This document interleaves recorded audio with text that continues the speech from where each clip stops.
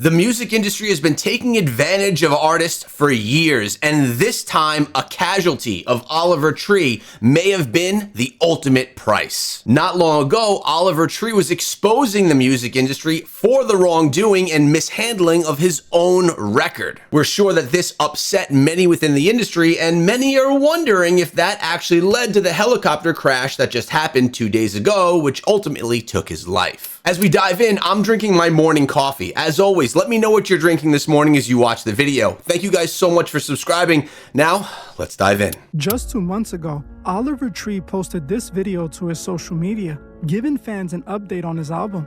Just got word that my album is no longer coming out. Love You Madly, Hate You Badly is officially canceled, and I'm parting ways with Atlantic Records. He warned them that the project was going to be late, not because it was not finished, but because he and his label could not come to an agreement. Oliver revealed that despite the revenue he generated for the company, he was not being respected and didn't know when an album was going to come next. To be honest, this is something that we see often in the music industry. A lot of artists are not the ones that make all of the money from the record sales. More of the money goes to the record labels. This has been an ongoing issue, a problem that's been brought up before. But what did he say to upset the industry? For some reason, many artists find themselves having that exact same issue. One moment, they're happy and love their label, but the next, they're saying the complete opposite. But why? Why do so many artists have this issue? Today, we're gonna analyze Oliver Tree's claim to highlight exactly what he was telling us about the music industry. The music industry is one of the most desired careers in the world. Many would give anything to be a famous artist or a top producer. But for some reason, when a lot of these artists blow up, they inevitably experience friction with their label. We saw famous examples of this with legends like Prince and Michael Jackson. Most recently, Drake had his own disputes, which I just covered in this video. Oliver Tree is one of the biggest pop artists in recent times, with massive hit songs pulling in hundreds of millions of views. But just like the artists before him, he eventually ran into the contractual problems. He blamed his label for not supporting his recent project and basically alleging that they hanged him out to dry. He even claims that some of his songs weren't even placed on the streaming sites so that his fans can listen to them. He believes that once the label got what they wanted, they no longer gave him the attention that he needed to continue his career. Now take a listen to what he had to say.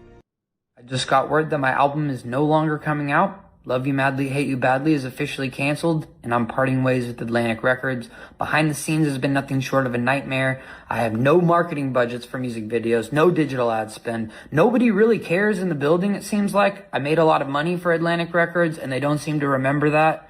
I have gotten no support. They forgot to ingest multiple songs into the system, which means the songs didn't come out. I had a Valentine's Day breakout song that didn't even get released because someone forgot to put it in. I don't really understand how that's possible. I've made them tens of millions of dollars, but they don't remember that. Now, we are going to be getting to his death, which just happened a few days ago. So stay tuned so we can hear more about how the industry kind of did him wrong and how that potentially led to his death just a few days ago. So, the music is owned by them. The remainder of the music will not be coming out.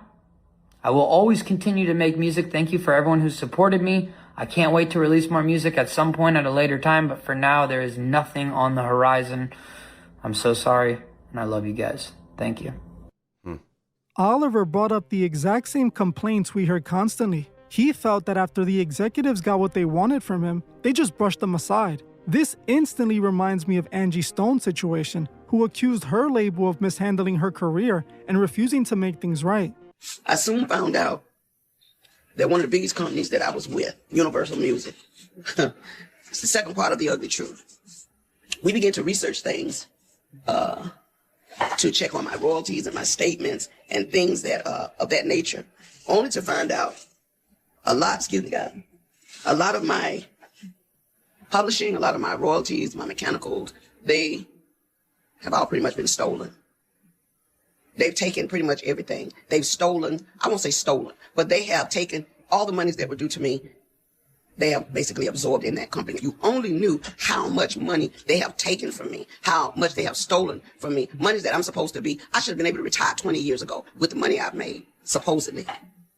So I'm just here to let you know, one way or the other, Universal Music, you're going to have to give up my coins. Now, this is not something new. We've heard other artists in the industry be upset with the mishandling of them as talent. And when you think about these record labels, they're essentially talent agencies managing musicians, and they are trying to do, or they're supposed to be trying to do, what's best for the growth of that artist. But sometimes when these agencies become very bloated, they tend to not have the right people in place to do the job properly, and in turn, you're going to have some of the artists suffer the way that Oliver Tree has suffered. But hopefully everyone not to that extreme. Now, while we don't have both sides of the story when it comes to these situations, and don't know exactly what happened behind closed doors, it is impossible to ignore this pattern. In the late 90s, TLC was the biggest girl group in the entire world. Their album, Crazy Sexy Cool, sold over 10 million copies and generated hundreds of millions of dollars in revenue for LaFace Records.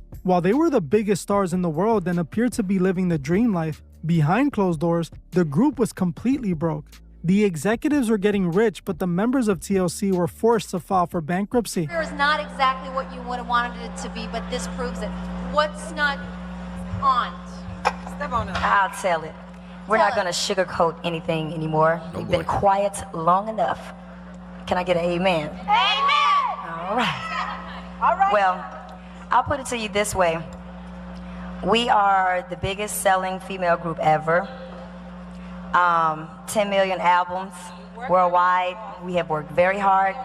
We have been in this business for 5 years. And we are broke as broke can be. And we're not like trying to be a sad story. If that was the case, we would have been on everybody's talk show talking about how broke we are. We haven't done that. I know it's hard to believe because we've sold so many albums, but it is possible. That's the deal here. So, and we're not happy at all. But for real, tonight, this is all we wanted. We wanted to win a Grammy, at least one, and we won 2. And that proves that we are the jam. I'll tell you what, she actually said that well. She didn't throw any names under the bus, but she insinuated, and this is just another example, something that happened so long ago, that the record labels have been taking advantage of their artists. But to get a better understanding of why this keeps happening, you have to look at the math behind a standard record contract. When an artist signs a deal, the label usually gives them an advance. The media always reports this as a massive payday, but according to industry insiders, it is actually just a high-stakes loan. All right, this is how a group can sell 10 million records and be broke. And everyone, get ready to do your math. When we first started out, we were kind of cocky. Okay, there are 100 points on the album. TLC had 7. Every point is equal to 8 cents. All right, 7 times 8, 56 cents.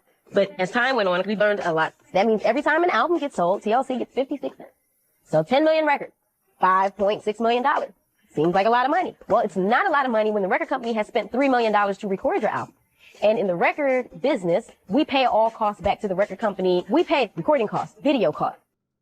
That money is meant to pay for studio time, marketing, and tour support. The catch is that the artist has to pay back every single penny of that advance through a process called recoupment, and the system is heavily skewed from the start. The label does not recoup the money from the total revenue the songs generate. They recoup it exclusively from the artist's small royalty percentage. So, if an artist has a 15% royalty rate, they have to pay back a massive advance using only their 15% cut. The label keeps the other 85% of the revenue right from the very first play. The executives are making millions, while the artist is technically still in debt to the company. To make things even worse, once the artist finally pays off the entire loan, they still don't own their music. The label keeps permanent ownership of the master recordings. The company gets to control how the music is used and continues profiting off the catalog forever, while the creator is left with almost zero control over their own life's work. That is the exact trap Oliver Tree and so many others find themselves in.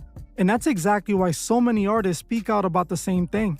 I want to know why you think this keeps happening. Why do so many artists keep making the exact same claims? Is the system fundamentally broken? Do artists simply not understand the business they're signing up for? Or is it something else entirely? Now, I still want to get into the death here as well, but before I do, this makes it very clear to me why so many artists these days aren't going through record labels, because nowadays it doesn't cost millions of dollars for your record to get out. There are so many social platforms that you can utilize to get your music out there, and if it gains popularity in that method, you could take the steps forward to grow more organically. Not saying this is easy to do, but it's another method of getting your music out versus back in the day when TLC was in my record collection, it was not even a possibility to do it that way. But at least now there's other options that new talent have so that they're not locked in by the record labels. But now let's talk about the death of Oliver Tree, which just happened about 2 days ago. The music industry is mourning the loss of Oliver Tree. Local civil police confirmed to CNN Brazil the singer known for hits like Life Goes On and Miss You died in a helicopter crash in Rio de Janeiro, Brazil on June 14th at age 32. According to the outlet, Oliver was identified as one of 6 casualties after 2 helicopters collided while flying over an electric vehicle yard in the southwest zone of Rio, setting at least 20 cars ablaze at the crash site. The civil police tell the outlet that the cause of the crash remains under investigation. In a statement to CNN Brazil, the National Civil Aviation Agency expressed its condolences to the victims' families and confirmed that official investigators are working to determine what led to the tragedy. Oliver was in South America as part of his The World's First World Tour. Born Oliver Tree Nickel, the California native rose to fame in 2010 after collaborating with techno stars Skrillex and Zed's Dead.